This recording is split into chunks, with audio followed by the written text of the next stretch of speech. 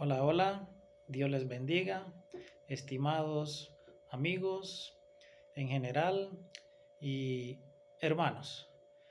Hoy vamos a continuar una nueva enseñanza o quizás algo que ya tenga que ver con alguno de los temas que hemos venido tratando.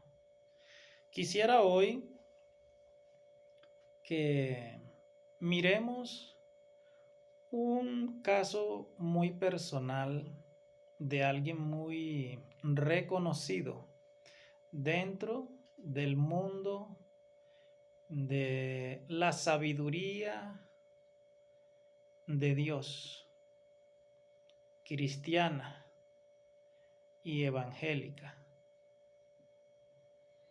Hablo de un hombre que fue usado preciosamente, el apóstol Pablo. El apóstol Pablo es un personaje cuya historia empieza con una aparición del Señor en medio de un camino un poco desértico.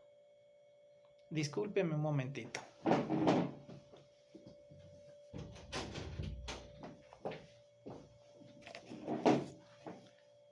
Ya, gracias. A ver, mis hermanos, continuemos. Ese gran hombre no era amigo de la iglesia, era alguien contrario y pero muy aguerrido en lo que él consideraba su misión. Por eso él mismo se declara el menos de todos sus compañeros. Pero veamos la realidad de este hombre que dijo estas palabras en humildad. ¿Quién era realmente Pablo, el siervo de Cristo? Él dice que Cristo se le apareció a él como a un abortivo. Son palabras bastante humildes y de calibre bastante gravosas. Un aborto es algo que ya ustedes lo conocen, no hay necesidad de explicarlo mucho. Pero miren cómo empieza la vida de este gran hombre de Dios, escritor de un gran porcentaje del Nuevo Testamento,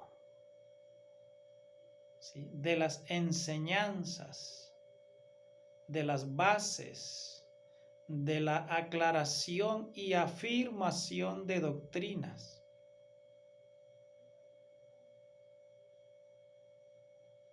Donde se fundamenta nuestra vida espiritual. Este es Pablo, el gran siervo. Tenemos que reconocerle que es un hombre lleno de sabiduría, de mucha fuerza espiritual, de virtudes en Dios, de dones del Señor. Pero como un hombre que no gustaba, no era compatible con lo que la iglesia profesaba, termina siendo el más grande entre ellos. Porque cuando él se discrimina o se degrada a sí mismo, en realidad Dios lo está poniendo en el lugar más alto. De pronto un hombre era en importancia de liderazgo igual a él, que es el apóstol Pedro. Pablo enseñó con su propia voluntad que Pedro era encargado del evangelio a la circuncisión y asimismo él era el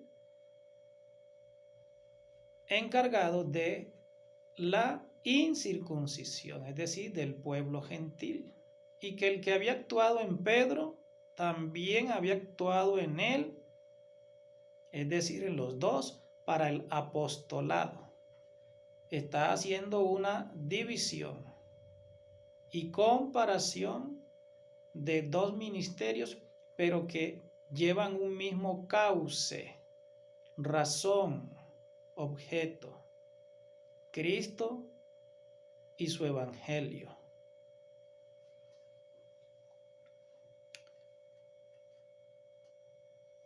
¿De qué manera hoy nosotros vemos al apóstol Pablo? Muchos lo vemos como lo que es: el hombre que fue encargado de estampar la mayoría, ¿sí?, de aclarar y de alumbrar con sus enseñanzas doctrinales y ejemplares lo que son las bases donde se fundamenta hoy la iglesia verdadera de Dios. Ese fue el oficio del apóstol. Pero este hombre, ¿cómo consiguió tal, si lo podemos decir en el sano sentido, cómo consiguió esta hazaña? Ya sabemos que Dios es el que lo hace, pero no vamos a ponerlo así tan simple y tan sencillo, pues nada es gratuito, ni en Dios. ¿Cuántas penurias sufrió el apóstol Pablo? Él mismo dice: cárceles, azotes, naufragios, persecuciones, luchas y batallas, difamación, odio, miedos, temores, muchas cosas, ¿verdad? Así que aunque fue Dios, no le vamos a quitar los méritos al que sufrió las penas de Dios. Así que sí hay mérito en este hombre. Bendito sea Cristo. Ahora, nosotros sabemos que este Señor, porque es un Señor del Evangelio, bendito sea Cristo, el apóstol que antes era llamado Saulo,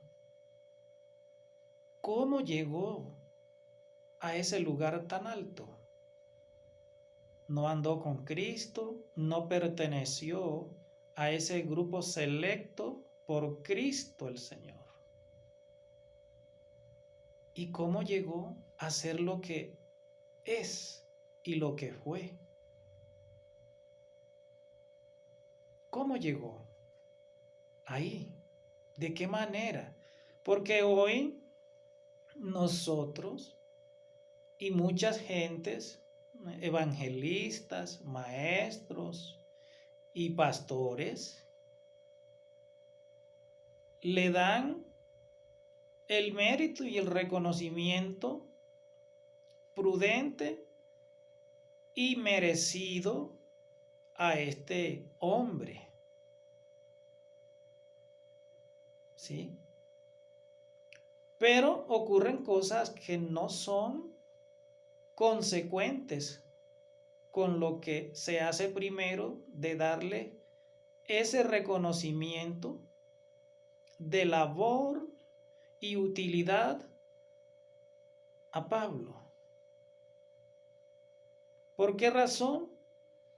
Por ejemplo, yo he escuchado a algunas personas que dicen: si alguno va a hablar, hable conforme a lo que está escrito. Óigase bien, a lo que está escrito. ¿Qué hay de malo en esto? Yo diría que muy poco. pero sí hay algo que no está bien ahí. Porque cuando yo digo o alguien dice que se hable solo conforme a lo que está escrito, yo tengo que saber qué estoy diciendo. Yo no puedo crear camisas de fuerza para amarrar cosas que ni siquiera Dios, que es el dueño de la palabra, ha amarrado. Cuanto menos un hombre en esta tierra va a hacer tal asunto. A veces se peca de inocencia en algunos y otros por exceso de autoridad que no tienen o de conocimiento, falta, y por esta misma razón hacen tejidos doctrinales que amarran cosas que no son de amarrar. ¿A qué me refiero? ¿Quién es el apóstol Pablo? ¿De dónde viene? Formado a los pies de Gamaliel, un rabino o un maestro judaico, respetable por todos sus compañeros. Él fue criado o enseñado en la palabra de Dios a las faldas de este hombre de la ley. Digo faldas porque en ese tiempo los vestidos eran bastante diferentes a los de hoy. Pero ese es otro tema que después abordaremos si Dios así lo quiere. Luego, él dice que era celoso y que en esto del celo y del cumplimiento y del conocimiento de ese esfuerzo por el estudio y el adquirir verdadera amplitud en el recorrido de la palabra de Dios, él aventajaba a sus compañeros. Y no era mentira, era un hombre aguerrido. Cuando perseguía a la iglesia lo demostraba, le tenían terror los hermanos. Ni aún después de convertido, en sus primeros días, nadie se le quería acercar. Era algo bastante obvio lo que él infundió en los hermanos de aquella época. Pero ¿cómo es que es el apóstol hoy tan reconocido? Esa es la gran pregunta. ¿Cómo llegó a hacerlo?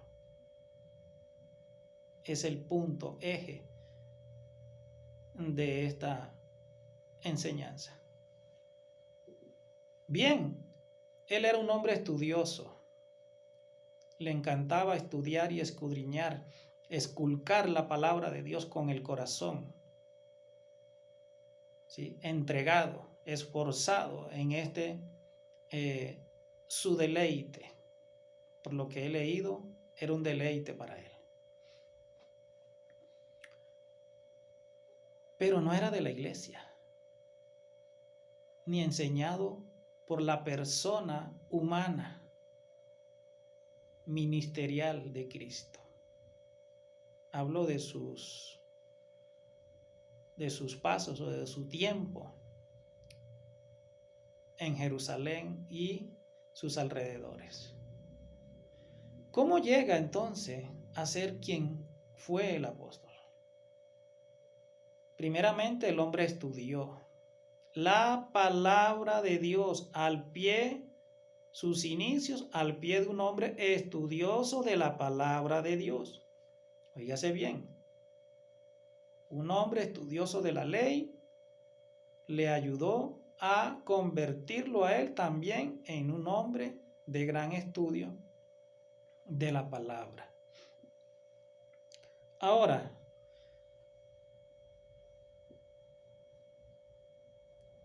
¿qué fue lo primero que le ocurrió a este hombre para que diera ese giro total y su vida cambiara drástica, pero excelentemente.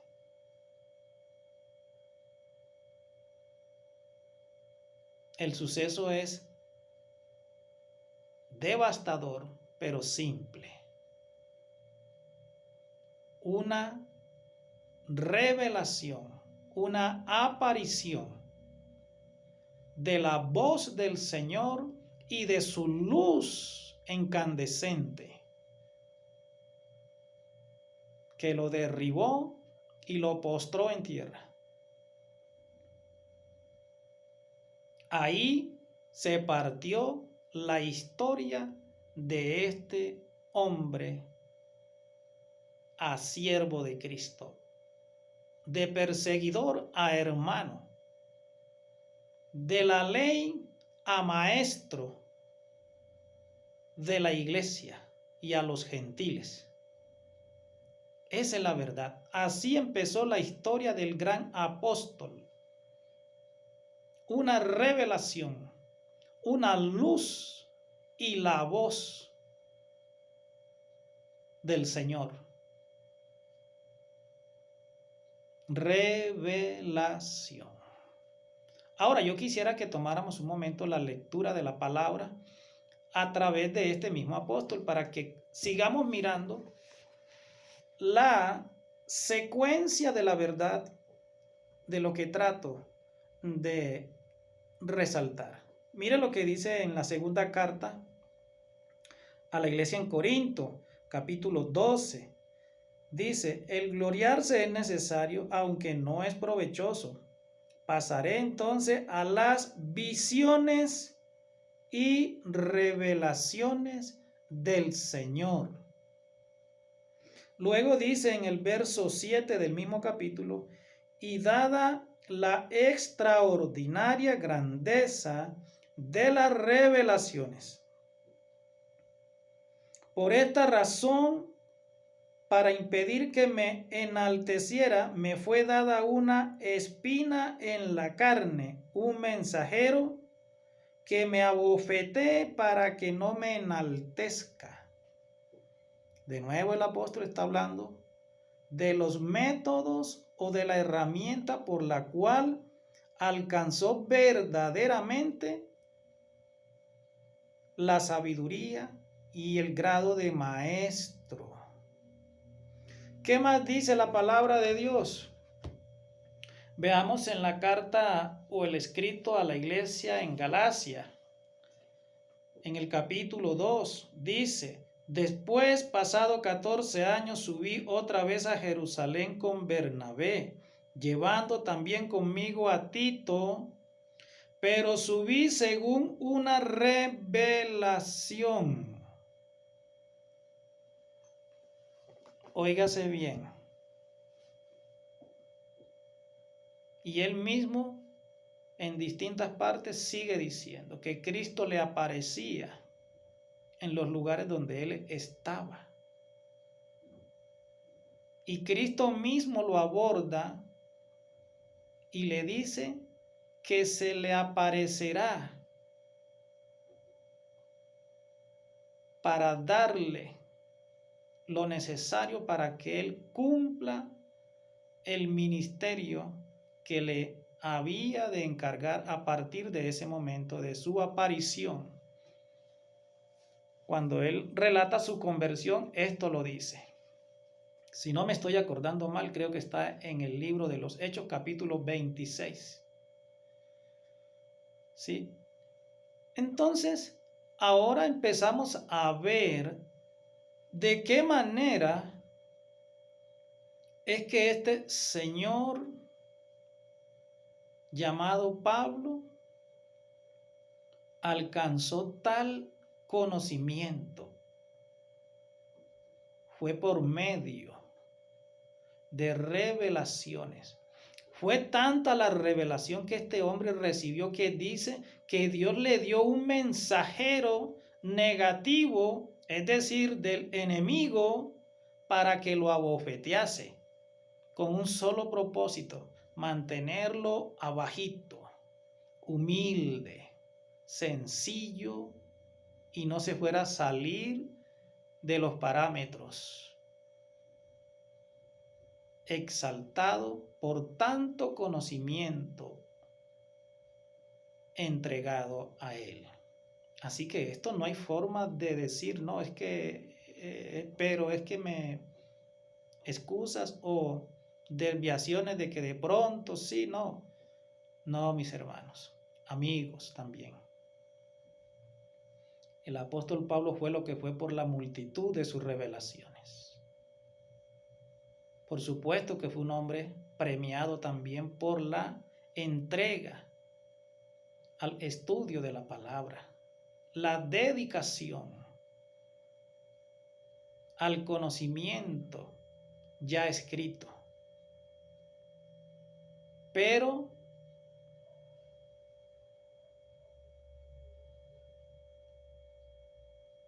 incompleto. La palabra de Dios es revelación escalafonada, gradual, de tal manera que hasta el día de hoy hay muchas profecías que muchos no sabemos qué significa exactamente al día de hoy. Todavía están veladas en cuanto a su verdadero y completo significado. Así que decirle a alguien que la palabra profética más segura es la única fuente de verdad en las Escrituras es falta de amor y de sabiduría por la obra de Dios. Pues con estas palabras atacas a Dios mismo. ¿Sí? Lo atacas. Pues aún las profecías, hasta el día de hoy, hay muchas que no se sabe qué significan.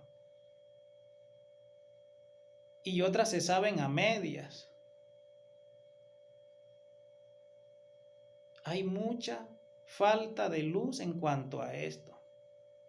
Sí, tenemos al Espíritu Santo, pero aún así es la voluntad de Dios que esto ocurra. Por eso yo no debo decir que la palabra profética más segura, esa es el todo, es la única antorcha.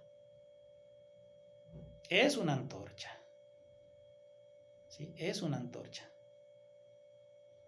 Pero yo debo de ser entendido.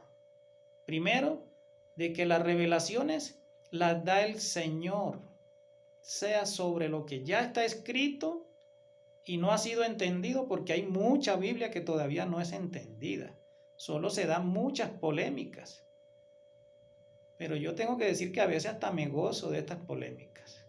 ¿Por qué razón?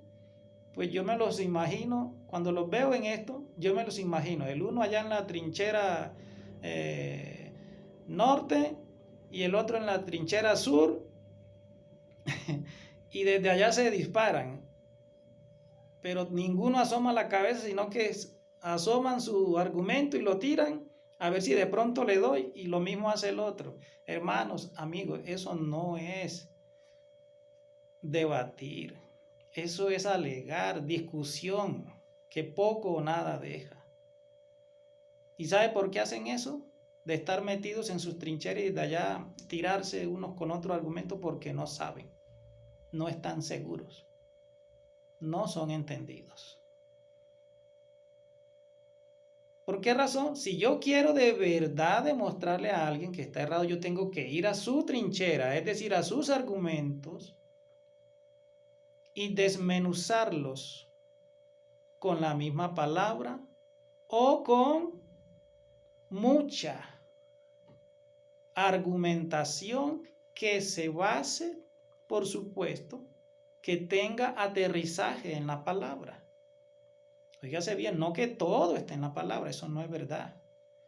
El mismo apóstol Juan creo que dijo que si se escribiera todo lo que sucedió solo con Cristo, los libros no cabrían en el mundo. No seamos así, mis hermanos. Decir que si algo no está en la palabra, entonces no lo podemos. Hermanos, no seamos faltos.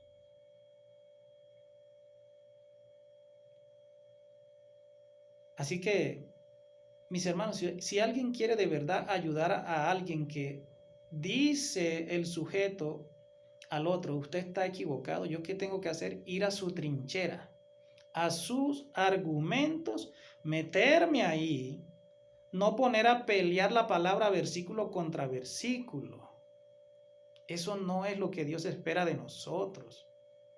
Eso es solamente poner en pleito la palabra, argumento contra argumento, pero eso no resuelve nada. Por eso se la pasan meses, años discutiendo lo mismo.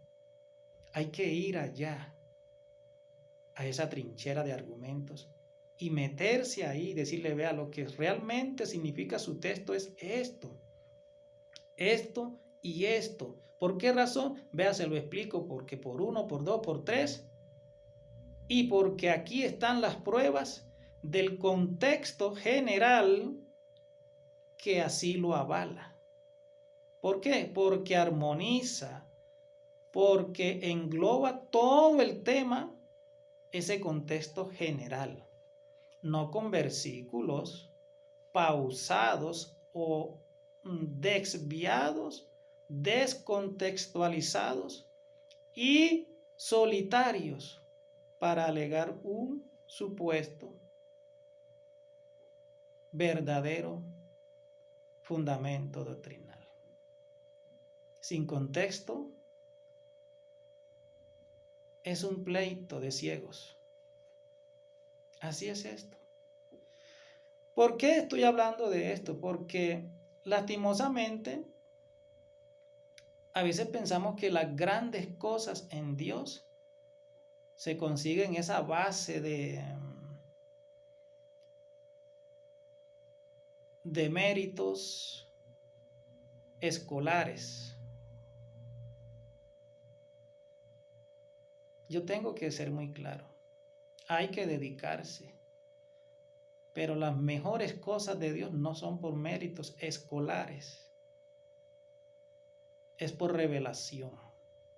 Y esto demuestra el plan de Dios, que es superior a la voluntad y a la mente humana, de que Dios es el que hace la elección. Por eso el apóstol Pablo fue mayor que aún que el resto de los 12 apóstoles. Las escrituras lo dicen por todos lados a voces. Pero pregúntele también, o mire también, cuán sufrido fue este hombre. ¿Sí? Todos sufrieron. Pero créanme, en Cristo, los más premiados son los más sufridos. Si quisiera salirme de este tema, tendría que ir a José, uno de los hijos del patriarca Jacob. Ministerio, revelaciones, visiones en sueño. Daniel, ministerio, revelaciones, visiones y sueños. Y no son cualquiera, es decir, poco o pequeños dentro de la historia y el recorrido de la historia de los de fe. No son pequeños, son grandes en esta historia. Pero mírelos. José vendido, esclavizado, calumniado, perseguido, huyendo. ¿Y en dónde terminó? Arriba. ¿Pero por qué? Por su ministerio de revelaciones y visiones. Así de sencillo es esto. Sin ponerle ni quitarle, ni querer inclinar la balanza a algo que no es real. Es palabra pura, verdad pura de Dios. Daniel, príncipe, hijo, descendiente de reyes de Israel, llevado cautivo a Babilonia. Y al parecer, no quiero asegurarlo aquí ahorita porque creo que no es el tema, pero al parecer castrado. eunuco. ¿Y dónde terminó? Grande en Babilonia. Y hasta el rey Nabucodonosor se inclinó ante él cuando vio la gloria de la sabiduría de Dios en él. ¿Y cómo lo consiguió? Visiones, sueños, revelaciones. Así que los grandes hombres en Dios no son académicos, escolares. No es así, mis hermanos. Yo no quiero desmeritar, pero sí quiero aclarar que las cosas más grandes y preciosas en Dios son por elección y por sufrimiento como contraparte. Ni hablar de los profetas en general, porque Cristo dijo, ¿a cuál de ellos no mataron? Así que, mis hermanos, esto es así de básico y así de grandioso. Revelaciones, ¿sí? Para que no digamos hoy que solo el Evangelio y doctrinas preestablecidas son la única verdad. Hay que ser cuidadoso. Óigase bien lo que he hablado. Elección. Estas cosas no le he dado a todos. Yo tengo que ministrar conforme a mi don y al tamaño de mi fe. Así yo debo ministrar. Yo no debo tomar los dones que no me han sido dados. ¿Sí? Que no me pase como el escriba de Jeremías, pidiendo cosas que no me eran dadas o que no le eran dadas a él. Así es que toca a nosotros hoy ministrar, ni negando la superioridad de los ministerios, la grandeza de algunos ministerios, queriéndolos poner en pleito con el Evangelio, con la palabra escrita, con la profecía escrita. Porque en Hechos 2:17 también habla Dios, su espíritu sería derramado sobre sus siervos, sus siervas, jóvenes y ancianos, y verían visiones, sueños. Así que Cristo mismo, Dios mismo lo profetizó, que al final de tiempo también esto vendría o estaría, para que no queden cabos sueltos. Hermanos míos, no pongamos a pelear el Evangelio con el Evangelio, porque el Evangelio es toda la enseñanza buena y sana de parte de Dios, que va en pro de las almas, de su salvación, de su recuperación, de su libertad y exaltación en los cielos o en su reino celestial.